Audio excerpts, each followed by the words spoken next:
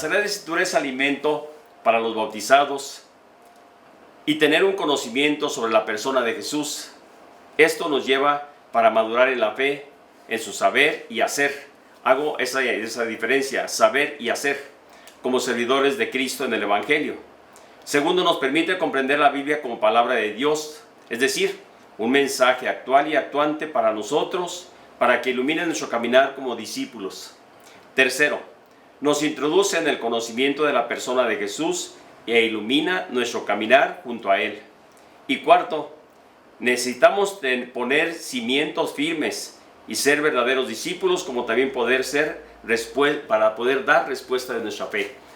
Bien, creo que hemos llegado a poder decir en algún momento cómo de alguna forma, sobre todo la palabra de Dios, nos lleva a acercarnos pues de una manera muy especial, sobre todo a que la primera lectura con la lectura del Evangelio se unen de manera muy especial. ¿Para qué? Para ayudarnos a vivir mucho más profundamente lo que es nuestra fe.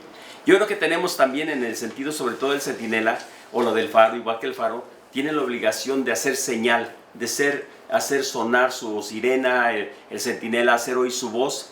¿Para qué? Para que despierte la conciencia del otro en la situación que está viviendo. Muchas de las veces, en algún momento pensamos que nosotros tenemos que advertirle a la comunidad que tenemos que en algún momento buscar la culpa. Y decimos, no es nuestro papel, de nadie. Nuestro papel es, en primer lugar, tener clara cuál es nuestra misión. No podemos hacer la tarea del hermano. O sea, yo no puedo hacer la tarea del otro. Yo tengo que hacer mi propia tarea, mi propia vida. Sin embargo, sí puedo ayudarme de la experiencia del otro, puede ayudarme de lo que el otro en algún momento quiere decirme, de lo que en algún momento el hermano siente la necesidad en algún momento de advertirme, o al revés, que también yo puedo hacerlo para hacia los demás, pero jamás con ese sentido en algún momento de que decir, es que yo soy el juez.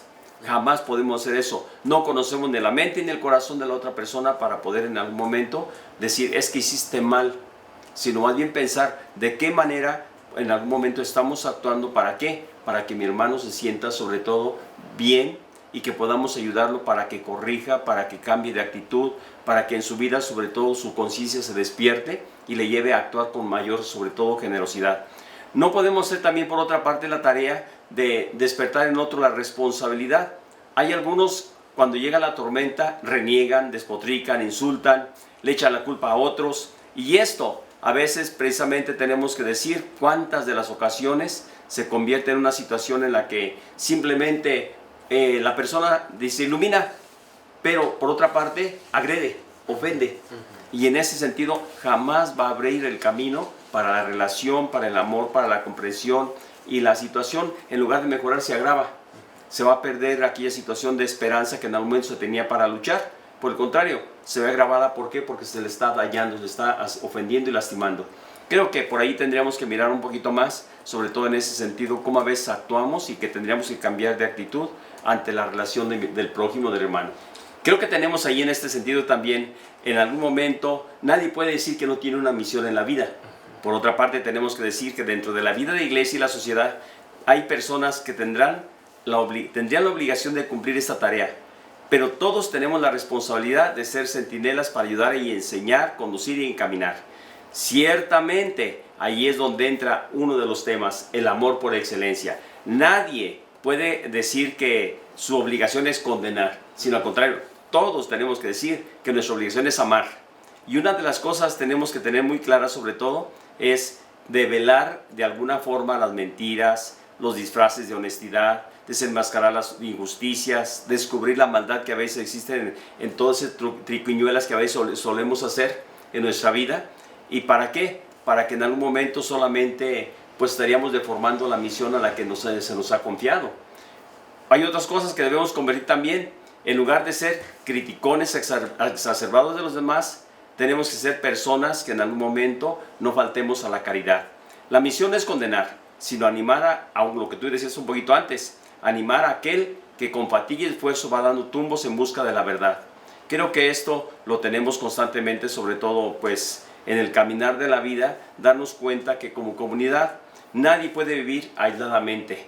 Y aquí yo marcaba un poquito algo más que por ahí nos marcaba un poquito más el misal de este domingo, sobre todo nos dice ningún grupo humano puede vivir sin problemas. Es lo primero, tenemos que ser muy conscientes, a menos que se oculten malévolamente o se nieguen hipócritamente. Siempre habrá problemas en la vida, pero nadie puede ser alguien que solamente se justifique diciendo es que tú, sino ¿qué está pasando aquí con esto? ¿Qué podemos hacer? ¿Cómo podemos ayudar? Primero, analizar el problema nos dice, pedir explicaciones, de ningún modo aprueba andar vigilando para ver quién se ha equivocado y quién ha pecado. Esto alerta, nadie justifica que estemos nomás atentos para mirar a ver en qué fallaste. No, ese no es nuestro papel tampoco en ningún momento.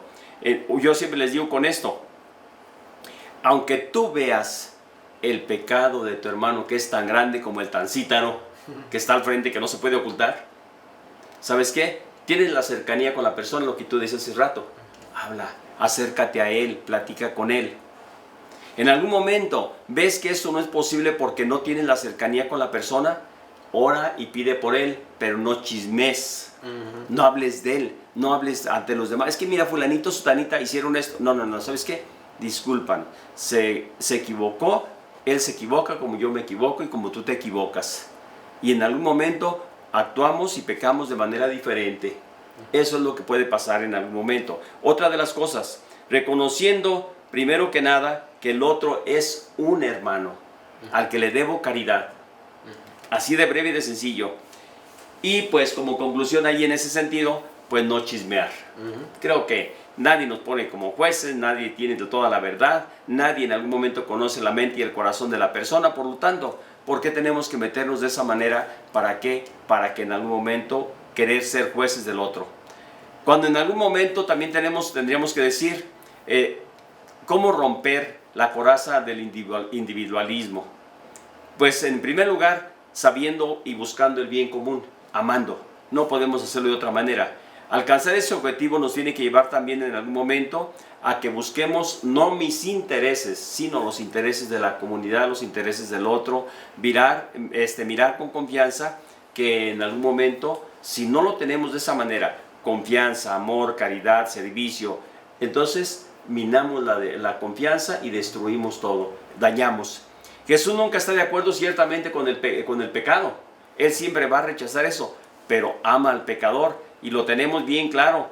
Se acerca a él, le muestra interés, le descubre su error y le invita a la conversión. Hay tres cosas que podemos descubrir. Busca en algún momento acercarse a él. Muestra el interés por él. Le descubre ese error y lo invita a la conversión. Tenemos dos elementos muy claros en algún momento que nos presenta tanto el Evangelio. El caso de Zaqueo, el caso de Mateo, el caso de la samaritana.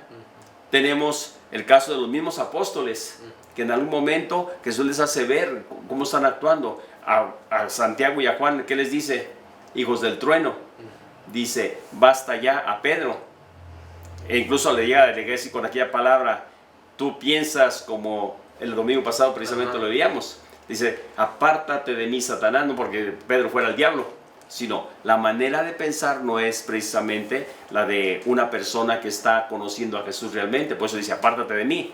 Tenemos ahí enseguida también otro, dice, simplemente no los condenó, los trató con dignidad, les ofreció posiblemente alcanzar su vida mejor, algo mejor todavía.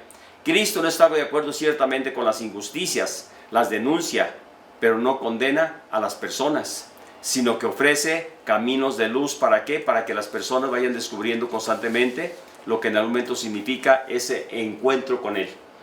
Transforma toda su vida. Señor, si en algún momento he defraudado a algunos, les devolveré 4 veces, daré la mitad de mis bienes a los pobres, etcétera, etcétera.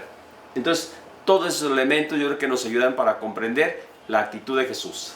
Ahí tenemos la respuesta. El domingo pasado precisamente iba en ese sentido y hoy estamos retomando porque el Evangelio también nos trae esa otra parte. Por otra parte, también nos presenta en el mismo Evangelio la cuestión de la oración, de ser insistentes en la oración, una oración de comunidad que se ve fortalecida por quienes se ponen de acuerdo para pedir y orar en el nombre de Jesús. Todo cuanto pidan en mi nombre, mi Padre se los concederá. Esa es la propuesta de Jesús y en algún momento siempre permanecerá fiel en este sentido. Por eso tenemos que de alguna forma, sobre todo decir en la carta a los Romanos, hoy de manera muy especial nos pide que de algún momento dice el mandamiento del amor, ama y haz lo que quieras. Pues bien, hoy más que nunca tenemos que vivir y cumplir con el amor como norma de vida y desde ahí aprender a convivir con nuestros hermanos en la vida sin dejarlos llevar por aquello que va contra toda ley, contra sus mandamientos. Creo que por ahí tendría que ser de alguna forma, sobre todo en este contexto, lo que podríamos de alguna manera mirar qué es lo que tenemos que hacer. Aquí hay algo que vamos a entrar con los cuestionamientos hacia nosotros mismos, hacia la familia, hacia las personas. Las preguntas que yo creo que nos tenemos que hacer como respuesta ante la palabra de Dios que acabamos de escuchar, ante esta reflexión que hemos hecho, ante este caminar que hemos recorrido, creo que nos puede ayudar. Las preguntas que planteamos. En esos tiempos que ahorita que estamos viviendo, ¿cuál es la manera de orar? ¿Cuál es la forma de orar? ¿Cuál es el camino para seguir? Creo que ahí tendríamos que mirar muy bien lo que tú decías en algún momento. Los medios de comunicación nos están dando la oportunidad, sobre todo ahora, de acercarnos, como ya decíamos al principio cuando comenzamos con nuestros programas, decíamos cómo en algún momento se cerraron de alguna manera las iglesias para evitar en algún momento contagios, pero se abrieron todos los hogares como nuevos templos, como nuevas casas de oración, como nuevos motivos de encuentro, y para celebrar allí en familia, lo que ya decía Jesús también hace rato, celebrar en familia la palabra de Dios, celebrar en familia la oración, celebrar en familia el rosario, celebrar en familia todo aquello que nos lleve a acercarnos más a Dios. Decía yo hace rato, cuando estaban, por ejemplo, las maestras aquí un poquito, decían ellas que a veces los papás no entendían el trabajo que se estaba realizando ahora y que les costaba muchísimo, sobre todo, tener a sus hijos en su casa. Y para que se den cuenta, papás, de la importancia de tu maestro, de tu maestra, que te des cuenta de la importancia que tiene cuando te están ayudando ahora de esta otra manera, sobre todo para que tú veas que realmente la formación y la educación es algo muy grande y valores a tus maestros. Hoy día, ante estas situaciones de trabajo, de actividad de los jóvenes, a veces no sienten la necesidad de Dios. Uno, ¿por qué? Porque en algún momento en casa, en familia, no vivieron ese apoyo. Dos, porque sienten que su juventud lo tienen todo. Tres, cuando encuentran a veces disque amigos que los inducen a la droga, los inducen a la bebida, los inducen a la prostitución, los inducen a pasársela bien, entre comillas. La ocasión, yo creo que en algún momento tenemos que decirles, muchachos jóvenes, escuchen un poquito. Primero la voz de sus padres, la voz de su conciencia, la voz de Dios, la voz de verdaderos amigos, la voz de la iglesia, que en algún momento siempre va a buscar para ustedes el bien y lo mejor. Y yo creo que verdaderos amigos no los vas a encontrar donde quiera. Y vas a encontrar verdaderos amigos en aquellos que buscan el bien para ti, el bien de tu casa, el bien de tu familia, el bien realmente de tu esfuerzo y tu trabajo, que se aplique para cosas buenas, no para el mal. Pues bien, Jesús, creo que en algún momento hemos llegado hacia el final de esto. Hicimos un análisis de la palabra de Dios, una reflexión. Hemos hecho también en algún momento una invitación a que nos acerquemos a orar un poquito más en familia, en comunidad, que valoremos lo que tenemos ahora en este tiempo, sobre todo de cuestión de pandemia, que de alguna forma nos lleve también a amar a nuestro prójimo a pesar de sus debilidades, y que también sepamos en algún momento que también cometemos errores, y que esto nos lleve precisamente ¿a qué? A ser más hermanos. Creo que podría ser así como englobando, entre otras muchas cosas de las que dijimos, que nos pueden ayudar. Pues para todos ustedes, familias, nuestros mejores deseos, abrazos con cariño, esperando que Dios me los bendiga de una manera muy especial. Y ojalá que esto nos ayude a ir viviendo mejor nuestra vida cristiana, nuestra fe. No nos olvidemos que la pauta es conocer la palabra de Dios, es amar a Dios, es amar al prójimo, es también vivir nuestra vida de fe, nuestra vida cristiana. El Señor esté con ustedes y que la bendición de Dios Todopoderoso, Padre, Hijo y Espíritu Santo descienda sobre ustedes y les acompañe siempre. Amén. Pues, muy buena tarde tengan todos ustedes. Jesucristo te ha enviado un mensaje al corazón, que ames a tu hermano como un día Él te amó.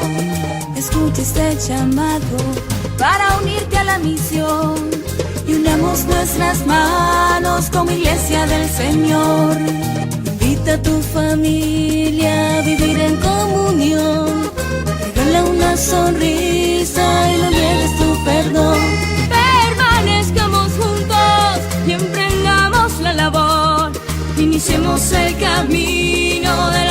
reconciliación.